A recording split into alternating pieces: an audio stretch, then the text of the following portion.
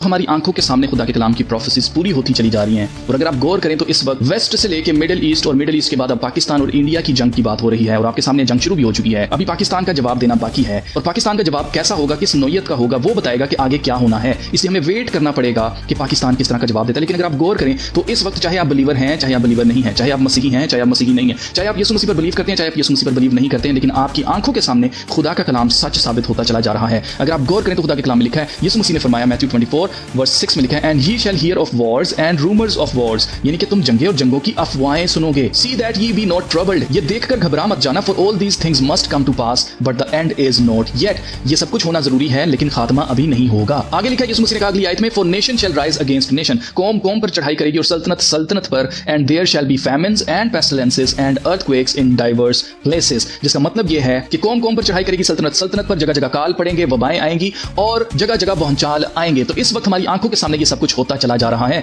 अगर आप गौर करें तो आगे यीशु मसीह कहते हैं, all these are the beginning of birth pains, ये सब कुछ सिर्फ और सिर्फ मुसीबतों का शुरू है। अजीजों, आज के बाद कुछ भी अच्छा नहीं होने वाला है, ये चीज अपने जहन में रखिएगा। अगर आप गौर करें तो ट्रंप जो कि वेस्ट है वो इसके अंदर इन्वॉल्व है, मगरब इसके अंदर इन्वॉल्व है। ट्रंप जो है वो गजा के ऊपर टेक ओवर करने की बात करता है और इस वक्त इसराइल टोटली अपने ऑपरेशंस जो है उसने बढ़ा दिए हुए हैं गजा के अंदर। Israel to expand operations in Gaza, पूरे के पूरे गजा के ऊपर कब्जा करना चाह रहा है इस वक्त इसराइल, और वहां पर रहने वाले लोगों को कत्ल किया जा रहा है, मार दिया जा रहा है। अब मिडिल ईस्ट तक तो ये जंग हो ही रही थी, लेकिन अब ये जंग कहां पर आ गई है, इंडिया और पाकिस्तान की जंग शुरू हो चुकी है। आपको पता है कि अभी पिछले दिन इंडिया ने पाकिस्तान के ऊपर एयर स्ट्राइक्स की, जिसके रिजल्ट में 6 जगह को टारगेट किया गया और तकरीबन 30 लोग मारे जा चुके हैं, 50 से ज्यादा लोग जख्मी हैं और ये सारे के सारे सिविलियंस हैं जिसके ऊपर इंडिया ने हमला किया है। किसी मिलिट्री बेस के ऊपर इंडिया ने हमला नहीं किया है। तो जंगे और जंगों की अफवाहें भी मैं आगे चलकर आपको बताता हूं कि कौन सी अफवाहें उठाई जा रही हैं। अभी शुरू में मैंने आपको एक क्लिप दिखाया है जिसमें ट्रंप बात कर रहा है कि इंडिया मेरा दोस्त है, अगर पाकिस्तान इंडिया पर हमला करेगा तो मैं पाकिस्तान को तबाह कर दूंगा। तो अजीजों, ये अफवाह है क्योंकि डोनाल्ड ट्रंप ने कभी भी ऐसी कोई बात नहीं कही है। ये एआई से जनरेट किया गया क्लिप है। जैसे आपको याद होगा, अभी हाल ही में एक एआई से जनरेट किया गया ट्रंप का क्लिप आया था जिसको लोगों ने सच समझ लिया था, जिसमें ट्रंप कह रहा था कि जनाब पाकिस्तान के अंदर जितने भी मसीही हैं उनको चूड़ा कहा जाता है, उनके साथ सही रवैया नहीं रखा जाता, मैं सारे के सारे पाकिस्तानी मसीहियों को अमेरिका बुला लूंगा अगर पाकिस्तान में ये सब कुछ ठीक ना किया गया। तो वो भी आर्टिफिशियल इंटेलिजेंस से क्रिएट किया गया क्लिप था। सेम उसी तरह से ये भी आर्टिफिशियल इंटेलिजेंस से क्रिएट किया गया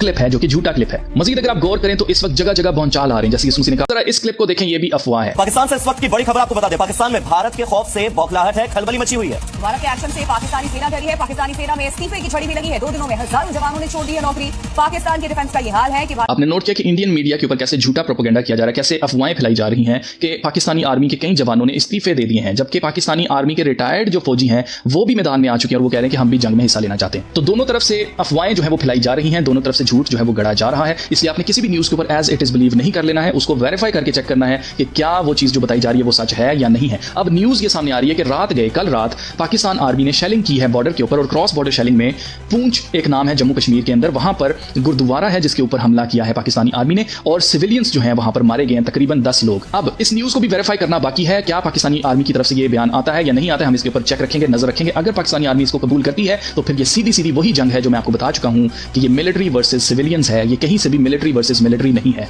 पाकिस्तान का जवाब अभी आना बाकी है, जिसमें मैं उम्मीद कर रहा हूं पाकिस्तान आर्मी से कि वो सिविलियंस के ऊपर हमला नहीं करेगी, बल्कि जब भी जंग होती है तो हमेशा डिफेंस के ऊपर हमला किया जाता है। यानी कि अगर पाकिस्तानी आर्मी इंडिया की आर्मी की बेसिस को, उनके जहाजों को, उनके अड्डों को तबाह करती है तो ये बिल्कुल सही रिस्पॉन्स है जो कि आर्मी को होना चाहिए। लेकिन अगर ये हमला किसी सिविलियन जगह के ऊपर करके ये कहा जाता है कि वहां के दहशतगर्द थे, हम उनको मारना चाह रहे थे, तो आप समझ जाइएगा कि ये जंग बहुत खतरनाक हो चुकी है। और इस वक्त पूरी दुनिया के अंदर जो जंग की जा रही है वो मिलिट्री वर्सेस मिलिट्री नहीं है, बल्कि मिलिट्री वर्सेस सिविलियंस है। और मुझे ये लगता है, खुदा ना करे कि ऐसा हो, मुझे ये लगता है कि जैसे इसराइल गाजा के अंदर लोगों को कत्ल करके वहां पर कब्जा करना चाह रहा है, सेम इसी तरह से इंडिया पाकिस्तान मिलकर कश्मीर के अंदर शायद कश्मीरियों को मार के उस जगह के ऊपर, ये मेरी अपनी सोच है, अभी ऐसा कुछ हुआ नहीं है, इसलिए वक्त से पहले ये कहना है, इसलिए बिल्कुल आप इसको इग्नोर भी कर सकते हैं। लेकिन ये सब कुछ डिपेंड करता है पाक आर्मी के रिस्पॉन्स पे। अगर पाकिस्तान आर्मी रिस्पॉन्स में सिविलियंस को मारती है तो आपने समझ जाना है कि अब कोई भी महफूज नहीं है। अजीजों, मैंने आपको पिछली वीडियो में भी यही बताया था कि खुदा के अलावा कोई और हमें बचाने वाला नहीं है। हमारा किसी चीज के ऊपर भरोसा नहीं है, ना आर्मी के ऊपर भरोसा है, ना हमारा किसी रथों के ऊपर भरोसा है, ना घोड़ों के ऊपर भरोसा है, और ना ही हमारे पास जो वेपन्स है कि जी हमारे पास सबसे ज्यादा न्यूक्लियर वेपन्स है उनके ऊपर भी हमारा भरोसा नहीं है। हमारा भरोसा खुदा के ऊपर है जो बचाने वाला है। खुदावंद कहते हैं